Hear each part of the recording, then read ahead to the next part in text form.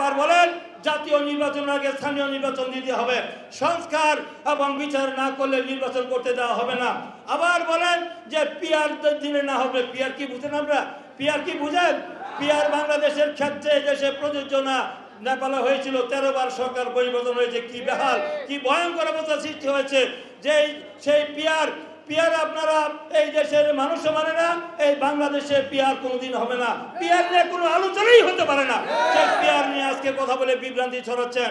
আবার বলেন গণভোট, যে জাতীয় নির্বাচনের যেখানে জাতীয় ঐক্যমতের ভিত্তিতে আমাদের দল থেকে বলা হয়েছে গণভোট এবং নির্বাচন একই দিনে সময় সাশ্রয়, অর্থ সাশ্রয় হতে পারে, সেখানে তারা বলছেন সেই জাতীয় নির্বাচন আগেই গণভোট দিতে হবে।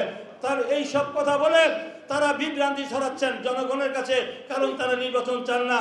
কারণ যারা রাজনীতিতে এতিম, যারা মনে করে আগামী দিনে আগে পেয়েছিল দাঁড়িপাল্লা নিয়ে 3টি আসন, আমাদের দলে এসে পেয়েছিল কিছু বেশি, আমাদের দলে যাদেরকে আশ্রয়পত্র দিয়েছিলাম আমরা, সেই মুনাফেক বেঈমান বিশ্বাসঘাতক, সেই মুনাফেক বেঈমান বিশ্বাসঘাতকরা আবার ষড়যন্ত্র করে বাংলাদেশে আমরা দেখতে পাচ্ছি সেই যাদেরকে আমরা পতাকা দিয়েছিলাম, তারা আজকে যারা স্বাধীনতা বিরোধী করার কারণে এখনো পর্যন্ত জনগণের কাছে তারা ক্ষমা চায় নাই, তারা শহীদ মিনারে যায় না, জাতীয় স্মৃতিসৌধে যায় না, তারা জাতীয় সঙ্গীত গায় না।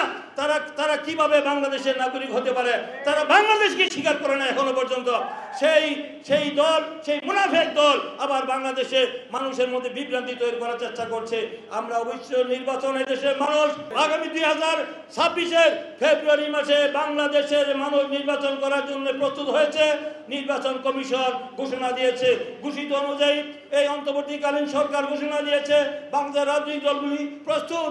এখন কোনো অজুহাতে, কোনো টাল বাহানা করে নির্বাচন বর্জন করা, পণ্ড করা, প্রলম্বিত করার যে ষড়যন্ত্র, আবার ফেসিবাদের অপশক্তিকে বাংলাদেশে পুনর্বাসন করার যে ষড়যন্ত্র চলছে, দেশি বিদেশি চক্রান্ত হচ্ছে, সেই চক্রান্তের সাথে যারা জড়িত থাকবে তারা জনগণ থেকে বিচ্ছিন্ন হয়ে যাবে, ইতিহাসের আস্থা করে নিক্ষিপ্ত হবে তারা। বাংলাদেশের জনগণ তাদেরকে মেনে নিবে না।